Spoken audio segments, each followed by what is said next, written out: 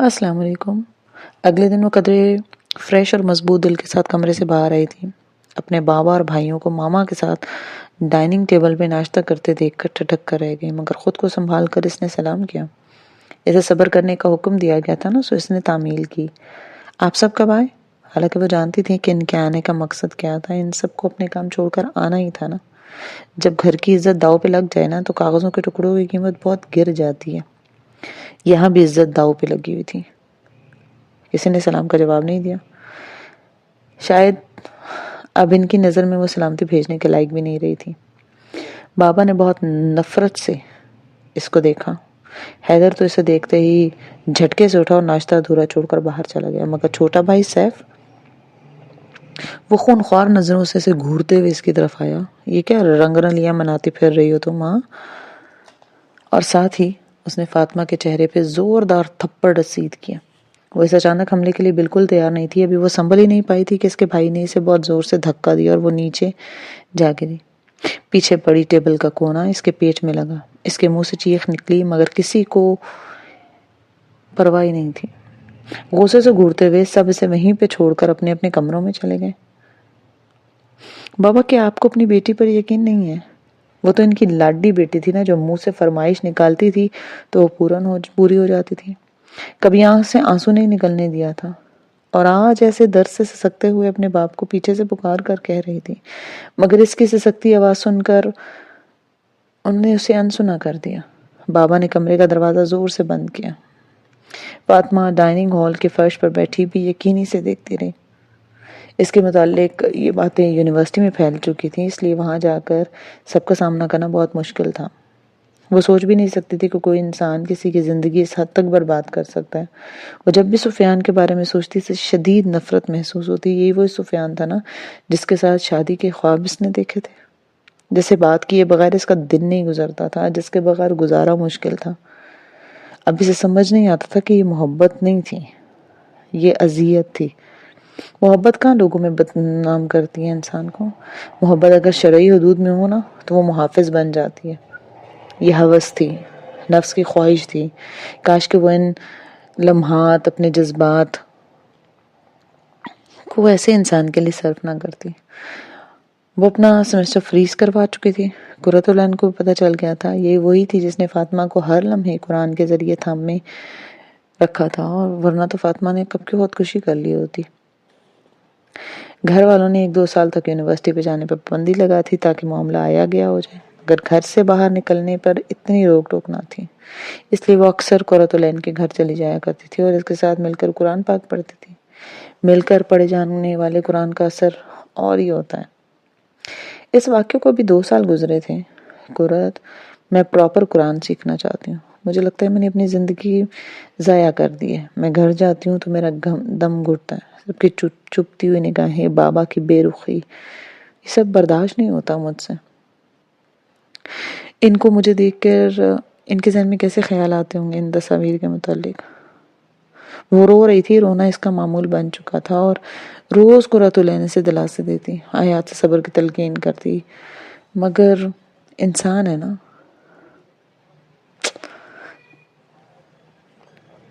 Third law پیدا کیا گیا تھا، جب تکلیف پہنچتی ہے نا تو جزوز کرنے لگتا ہے۔ وہ بھی تھوڑی دیر پرسکون ہوتی، مگر پھر سے جب آنکھوں سے آنسو بہانے لگتی۔ اس نے قرۃ العین کے کہنے پر اپنا نمبر چینج کر لیا تھا۔ وہ کس سے رابطہ نہیں کرنا چاہتی تھی، وہ سفیان سے کبھی دوبارہ بات نہیں کرنا چاہتی تھی کہ وہ اس سے بات کرے اور اسے پھر سے کوئی دھمکی دے۔ اچھا تم پریشان مت ہو چندہ، میں انشاءاللہ مدرسے کی ٹائمنگ پتہ کر کے تمہیں بتاتی ہوں۔ تم تو بہت اچھی ہو نا، اللہ تم سے بہت محبت کرتے ہیں، ہمیشہ کی طرح قرۃ العین نے اس کو دلاسا دلایا تھا۔ قرۃ، ایک بات بتاؤ، تمہیں کیوں لگتا ہے کہ وہ مجھ سے محبت کرتا ہے؟ میں نے ساری زندگی صرف کی ایک نہیں مانی۔ وہ محبت جو مجھے اس سے کرنی چاہیے تھی نا، وہ میں نے حرام راستے میں لگا دی۔ قدم قدم تو ناقدری کی ہے میں نے اس کی۔ وہ کیوں مجھ سے محبت کرے گا؟ اچھا میں تمہیں نا ایک حدیث سناتی ہوں، بڑا ثواب بڑی آزمائش کے ساتھ ہے۔ بلا شبہ اللہ تعالیٰ جب کسی قوم سے محبت کرتا ہے تو ان کو کسی آزمائش میں ڈالتا ہے۔ جو اس آزمائش میں راضی ہو جائے تو اس کے لیے رضا ہے، اور جو آزمائش پہ ناراض ہو جائے تو اس کے لیے ناراضگی ہے۔ دیکھو اس حدیث سے پتہ چلتا ہے کہ اللہ جب کسی سے محبت کرتے ہیں نا تو اسے آزمائش میں مبتلا کرتے ہیں، مگر قرۃ مجھے اس کی لاجک نہیں سمجھ آئی۔ جب ہم کسی سے محبت کرتے ہیں تو ہم چاہتے ہیں کہ ہمارے محبوب کو ایک کانٹا بھی نہ چبھے، اس کی اذیت پر ہمیں تکلیف ہوتی ہے، مگر یہ اللہ کی محبت کیسی ہے کہ وہ انسان کو آزمائش میں مبتلا کر دیتا ہے؟ قرۃ العین فاطمہ کے اس معصومانہ سوال پر بھی اختیار ہنسنے لگے۔ اچھا اب تم ایسے تو مت ہنسا کرو، پہلے ہی مجھے لگتا ہے کہ میں کوئی غلط سوال نہ کر دوں۔ فاطمہ نے جھوٹ موٹ کا ناراض ہوتے ہوئے کہا، ارے نہیں بھائی، دل کے اطمینان کے لیے تو سوال کرنا چاہیے نا۔ حضرت ابراہیم علیہ السلام نے بھی تو اطمینان قلب کے لیے سوال کیا تھا کہ آپ مردوں کو کیسے زندہ کریں گے، اور اللہ نے بہت پیارے انداز میں پریکٹیکل کروا کے سمجھایا تھا۔ تمہارا سوال بھی بالکل بجا ہے، میں بتاتی ہوں کہ اس کی محبت میں تکلیف کے آنے کی کیا لاجک ہے۔ فاطمہ کو کچھ سکون ہوا کہ اس کے سوال جو تھے وہ ادب کے خلاف نہیں تھے۔ قرۃ العین کی صحبت میں اس کے اندر پازیٹیو چینجز آ رہے تھے، وہ اپنی زبان کی حفاظت کرنے لگی تھی۔ وہ جب بھی سفیان کو بددعا دینے لگتی تو قرۃ العین اسے آیات احادیث سنا سنا کر ٹھنڈا کرتی۔ یہ صالح دوست بھی جو ہوتے ہیں نا وہ خدا کی بہت بڑی نعمت ہوتے ہیں نا، آپ کو گرنے نہیں دیتے، گناہ نہیں کرنے دیتے۔ گویا اس نے ابھی قرآن پراپر طریقے سے سیکھنا شروع نہیں کیا تھا، مگر قرآن کی طالب علم کی صحبت سے قرآن کی خوشبو محسوس کرنے لگی تھی۔ انسان اگر ایسے اللہ والوں کو دوست بنا لے، ان سے محبت کرے اور ان سے سیکھنا چاہے تو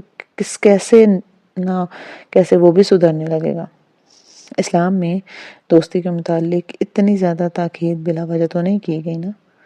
آدمی اپنے دوست کے دین پر ہوتا ہے، اس لیے تم میں سے ہر شخص کو دیکھنا چاہیے کہ وہ کس سے دوستی کر رہا ہے۔ اتنا زیادہ اثر ہوتا ہے دوستی کا فاطمہ، مگر یہ ایسے نیک ساتھ کے لیے اللہ تعالیٰ کا شکر گزار تھی۔ وہ سیدھی ہو کر بیٹھی، پورے اعضاء کو جواب سننے کے لیے متوجہ کر۔ دیکھو جب ہم کسی سے محبت کرتے ہیں نا تو ہم کیا چاہتے ہیں کہ وہ بھی ہم سے محبت کرے، اور وہ بھی ہمیں کرے، یا وہ بار بار ہم سے بات کرے، ایسے ہی ہے نا۔ فاطمہ نے اس بات میں سر ہلایا، تو فاطمہ اللہ تعالیٰ کو بھی ہم سے یہی مطلوب ہے کہ ہم اسے یاد کریں، ہم اسے محبت کریں، ہم اسے بار بار بلائیں، اس کے پاس بار بار جائیں۔ مگر مسئلہ پتہ ہے کیا؟ ہم انسان اس کے پاس جاتے ہیں ہی تب ہیں جب دنیا ہمیں توڑ چکی ہوتی ہے، جب ہمارے اوپر کوئی مشکل ہوتی ہے۔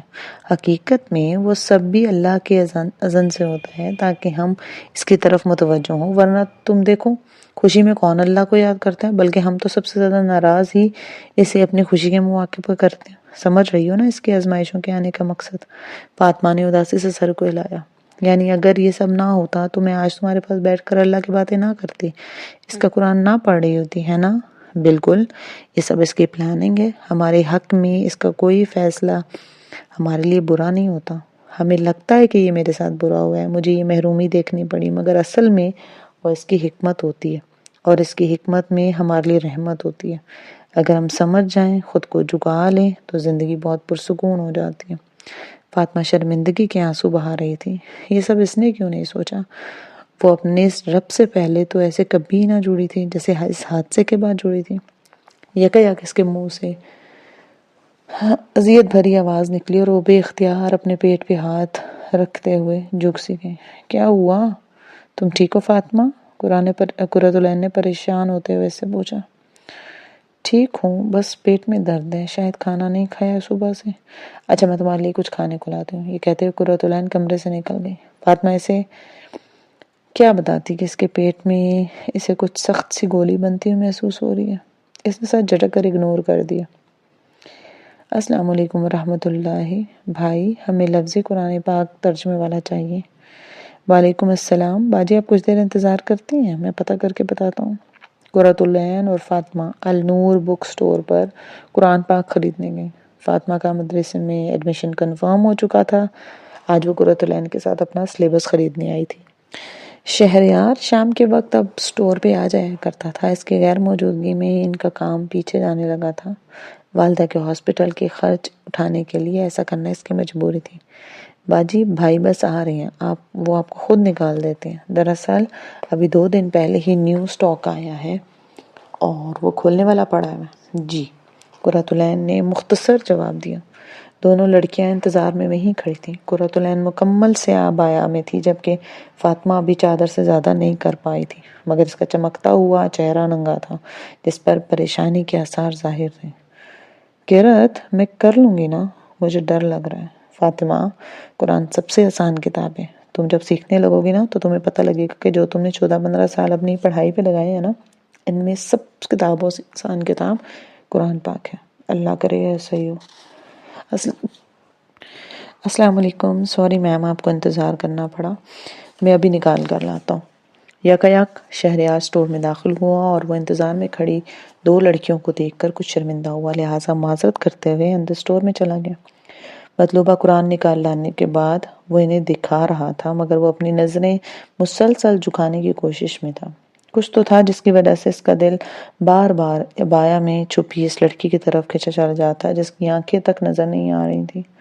وہ دونوں قرآن لے کر جا چکی تھی، مگر شہریار کے خیالات ابھی تک ان کا پیچھا کر رہے تھے۔ یقیناً وہ مدرسے کی لڑکیاں ہوں گی، وہ منہ میں بڑبڑایا اور پھر سر جھٹک کر اپنے دوسرے کام نمٹانے لگا۔ تمہیں کیا ہوتا جا رہا ہے آخر؟ اور کتنا میرا امتحان لوگے؟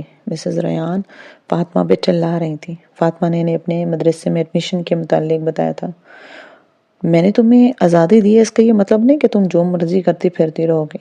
ماما، میں قرآن ہی تو سیکھنا چاہ رہی ہوں۔ آپ نے یونیورسٹی چھوڑائی، میں نے چھوڑ دی، مگر اب بتائیے میں فارغ وقت میں کیا کروں؟ مجھے پلیز جانے دیں، فاطمہ نے اپنی ماں سے سماجت کرتے ہوئے کہا۔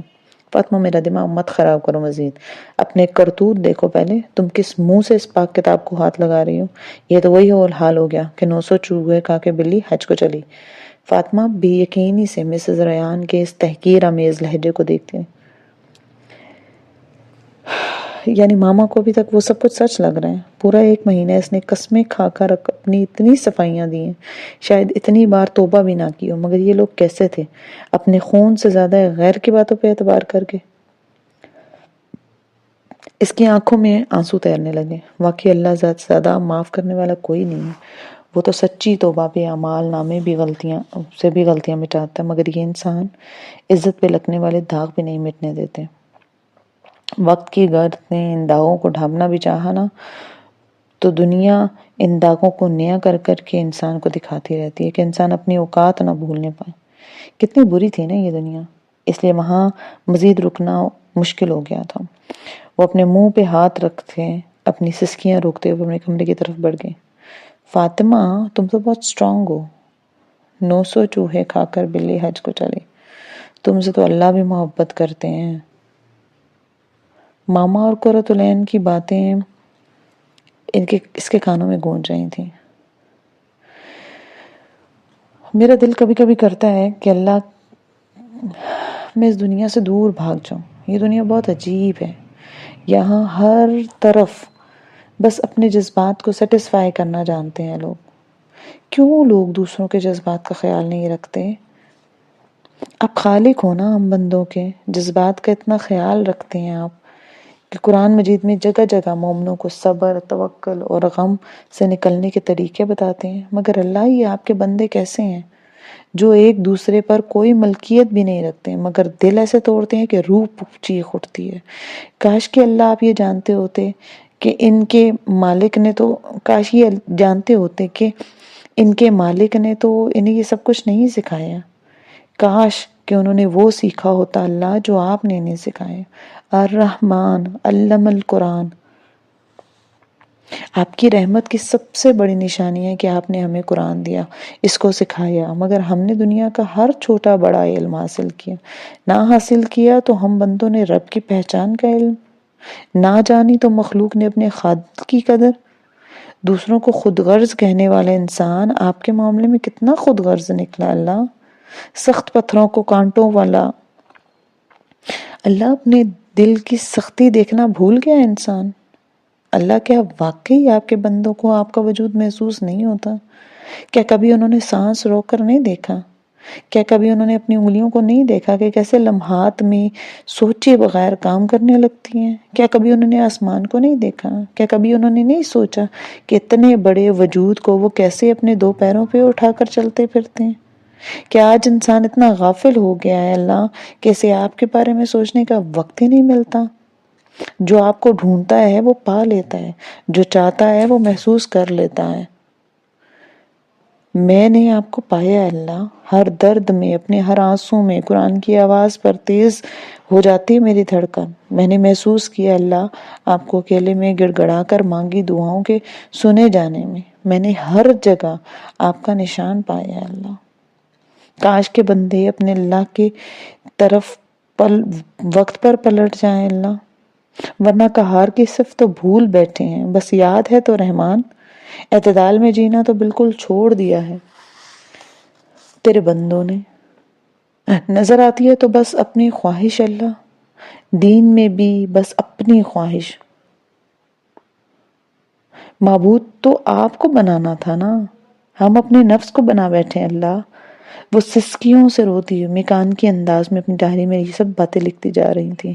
مسز ریان کی باتوں نے فاطمہ کا دل بہت توڑ دیا تھا۔ اسے بہت دکھ تھا اپنے ماضی پر، اپنے حال پر، لوگوں پر، وہ لوگ جو نہ خود قرآن سیکھتے اور نہ سیکھنا دینا چاہتے تھے کسی کو۔ آج اس کی ماں کی طبیعت تھوڑی بہتر تھی۔ امی، ڈاکٹرز نے تسلی دی ہے، انشاءاللہ جلدی آپ کو ہاسپٹل سے ڈسچارج کر دیں گے۔ شہریار اپنی ماں کا رگوں کے جال سے بھرپور بڑھاپے کے بے کیف رنگ میں رنگا رنگ ہاتھ جو تھا وہ اپنے ہاتھ میں پکڑ کر سہلا رہا تھا۔ واقعی بیٹے اب بس ہو چکی ہے، یہاں پورا مہینہ ہو گیا، ارد گرد کے مریضوں کو دیکھتی ہوں نا تو حیرت ہوتی ہے کہ اس جگہ سے باہر ہم کبھی اپنی صحت کی قدر ہی نہیں کرتے۔ یہاں آؤ تو لگتا ہے کہ ہر کوئی بس جی جان کی بازی لگا رہا ہے خود کو اس قید خانے سے نکالنے کے لیے۔ ان کی جھریوں زدہ آنکھوں میں نمی تیر رہی تھی۔ شہریار کو آج اپنی والدہ بہت کمزور، بہت ضعیف لگ رہی تھی۔ اس ایک مہینے میں ان کے چہرے کی رونق چھن سی گئی تھی۔ واقعی ہم کہاں قدر کرتے ہیں امی، اللہ سب کو عافیت میں رکھے، آمین۔ بیٹا میری زندگی کا کچھ نہیں پتا، بس میں چاہتی ہوں کہ جلد از جلد تم دونوں اپنے گھر کے ہو جاؤ۔ شہریار اپنی ماں کی بات سن کر ٹھٹکا۔ سیاہ بایا والی لڑکی کا سایہ اس کے دماغ میں لہرایا۔ اس نے فوراً سر جھٹک کے کہا، امی آپ ٹھیک ہو جائیں، انشاءاللہ ہم پہلے مل کر نائلہ کو اس کے گھر کا کریں گے، پھر میرے بارے میں سوچیں گے۔ ماؤں کو بن بیاہی بیٹیوں کی فکر کھا جاتی ہے۔ نائلہ کے رشتے کی بات پہ انہوں نے ٹھنڈی آہ بھری اور آنکھوں کی نمی چھپاتے ہوئے کروٹ بدل لی۔ وہ اپنی سوچوں میں گم ہاسپٹل سے نکلا۔ دور سے عصر کی اذان کی آواز آ رہی تھی۔ اس نے جیب سے سگریٹ نکال کر سلجھائی، وہ کن پٹی کو انگلیوں سے مسلنے لگا۔ اس نے پہلے بھی عبایا والی لڑکیاں دیکھی تھی مگر اس میں جو تھا وہ اسے اس کی طرف کھینچے چلا جا رہا تھا۔ اس کی تو آنکھیں بھی نظر نہیں آ رہی تھیں۔ اس نے کش لگاتے ہوئے دھواں ہوا میں اڑایا۔ وہ سگریٹ کا عادی نہیں تھا مگر پریشانی کے عالم میں پی لیا کرتا تھا۔ ماں کی اس حالت کے بعد اب وہ ہر تیسرے چوتھے دن ایک سگریٹ پینے کا عادی ہو گیا تھا۔ اسے معلوم تھا کہ وہ ٹھیک نہیں کر رہا مگر ان دنوں وہ جس قسم کی الجھنوں میں گرفتار تھا، بے چینی اس کے رگوں پہ میں دوڑ رہی تھی۔ وہ اپنے خیالوں میں مسجد کے سامنے سے گزر گیا۔ نمازی مسجد میں جا رہے تھے اور شہریار مسجد سے دور چلا گیا۔ یہ سوچے بغیر کہ مستقبل کے بننے والے گھر کے خواب دیکھتے دیکھتے اس نے عصر کی نماز ضائع کر کے اپنے اہل و مال ہلاک ہونے کی وعید کا ٹیگ خود پہ لگا دیا۔ آسمان پر دو الفاظ چمک رہے تھے۔ وہ مسلسل رسی کو مضبوطی سے پکڑے اوپر جانے کی انتھک کوشش کر رہی تھی۔ اس کے ہاتھ زخمی ہو چکے تھے اور وہ جیسے جیسے اوپر جا رہی تھی اندھیرا کم ہوتا جا رہا تھا۔ اسے اس روشنی تک پہنچنا تھا۔ وہ قریب جا کر ان الفاظ کو پڑھنا چاہتی تھی، اچانک ایک چمگادڑ آئی اور اسے چکرائی۔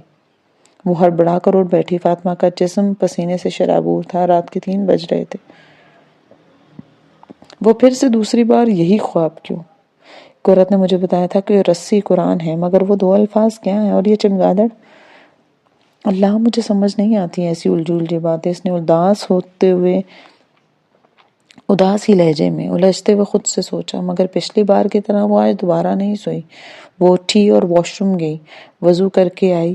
آج اس نے تہجد پڑھ کر اپنے رب کو منانا تھا کہ وہ اس کی فیملی کا دل نرم کر دے تاکہ وہ قرآن سیکھ سکے۔ چلو فاطمہ میں چلتی ہوں، زندگی کا نیا سفر مبارک ہو۔ اب تم پہ زندگی اپنی حقیقتوں کے راز کھولے گی انشاءاللہ۔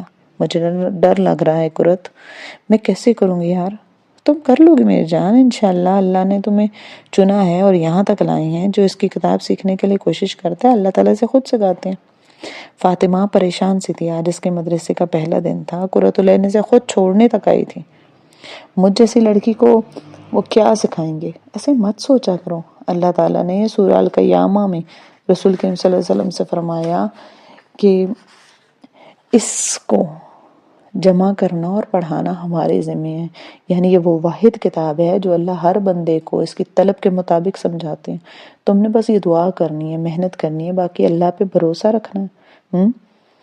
اس نے مسکراتے ہوئے فاطمہ کے گال تھپتھپائے۔